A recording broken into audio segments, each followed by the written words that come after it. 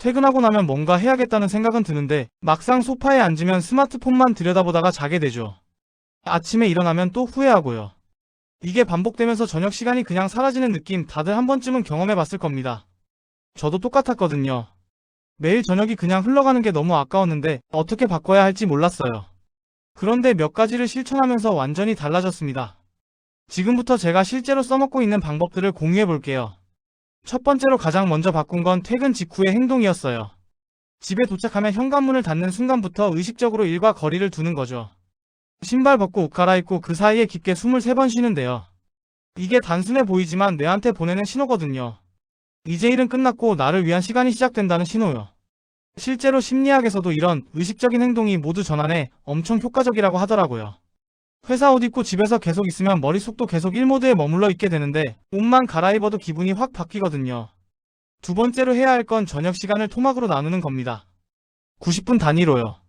처음 90분은 완전히 머리를 비우는 시간이에요.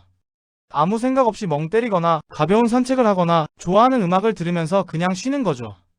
이때 절대로 생산적인 일을 하려고 하면 안 돼요. 뇌가 회복할 시간을 줘야 하거든요. 두 번째 90분부터가 진짜 골든타임인데 이때 에너지가 다시 올라오면서 뭔가를 배우거나 취미 생활을 하기 딱 좋은 상태가 됩니다. 책을 읽든 운동을 하든 새로운 기술을 배우든 이 시간대에 하는 게 가장 효율적이에요. 마지막 90분은 사람들과의 시간으로 쓰는데 가족이나 친구와 깊은 대화를 나누기에 가장 좋은 타이밍이죠. 여기서 중요한 게 하나 있는데요. 대부분 사람들이 아침부터 계획을 세우잖아요. 근데 저는 거꾸로 합니다. 잠들 시간부터 정하고 거기서부터 역순으로 저녁 계획을 짜는 거예요. 예를 들어 11시에 자야 한다면 9시 30분부터는 잠잘 준비를 해야 하고 7시부터 9시 30분까지는 뭘 할지 미리 정해두는 시기죠. 이렇게 하면 저녁 시간이 그냥 흘러가는 게 아니라 내가 통제하는 시간이 되거든요. 세 번째, 활동을 바꿀 때마다 2분만 투자해서 환경을 리셋하는 게 엄청 중요해요. 책상 위를 정리하고 조명을 바꾸고 자리를 옮기는 것만으로도 기분이 완전히 새로워지거든요. 이게 마치 새로운 장면으로 넘어가는 것처럼 뇌를 속이는 효과가 있어서 활동 간의 전환이 훨씬 부드러워집니다. 네 번째, 스마트폰 문제도 빼놓을 수 없죠.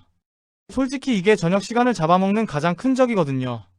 제가 쓰는 방법은 좀 극단적인데 매일 저녁마다 앱 하나씩 지우는 겁니다. 진짜로요. 내일 필요하면 다시 깔면 되는데 신기하게도 90%는 다시 안 깔게 되더라고요. 그만큼 불필요한 앱들이 많았다는 거죠.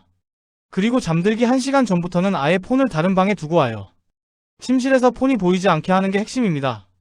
알람은 진짜 알람 시계로 맞추고요. 이렇게 하니까 침실이 진짜 쉬는 공간이 되더라고요. 다섯 번째로 발견한 또 다른 비밀은 디지털 일몰 시간을 정하는 거예요. 해가 지는 것처럼 화면도 서서히 줄여나가는 건데요. 저녁 7시부터는 밝은 화면을 보는 시간을 점점 줄이고 9시 이후에는 가능하면 아예 안 보려고 해요. 뇌가 화면의 빛을 햇빛으로 착각해서 잠이 안 오게 만들거든요. 그래서 저녁에는 조명도 점점 어둡게 하고 따뜻한 색의 불빛만 쓰는데 이게 수면의 질을 진짜 많이 높여줍니다. 여섯 번째, 마음 관리도 중요한데요. 매일 저녁마다 1시간에 한 번씩 10초만 내 감정이 뭔지 확인해보는 거예요.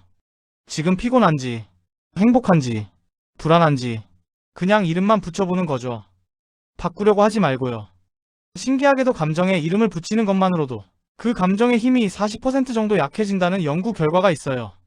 그리고 잠들기 전에 오늘 나한테 에너지를 준 것, 빼앗아간 것, 놀랐던 것, 세 가지만 간단하게 메모하는데 이게 2주만 지나면 내 감정 패턴이 눈에 보이기 시작합니다.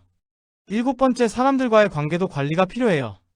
저녁 시간에 누구를 만나느냐가 정말 중요하거든요. 어떤 사람들은 만나고 나면 에너지가 충전되는데 어떤 사람들은 만나고 나면 완전히 녹초가 되잖아요. 나쁜 사람이라서가 아니라 에너지 패턴이 안 맞는 거예요. 그래서 저는 깊게 연결된 3명에서 5명 정도의 사람들하고만 저녁 시간을 보내려고 하는데 이 사람들은 제가 혼자 있고 싶을 때도 이해해주고 같이 있을 때도 편한 사람들이거든요. 여덟 번째로, 사람 만나고 나면 15분 정도는 혼자만의 시간을 갖는 게 중요해요. 운동하고 쿨다운 하는 것처럼요. 습관을 만들 때는 작게 시작하는 게 답입니다.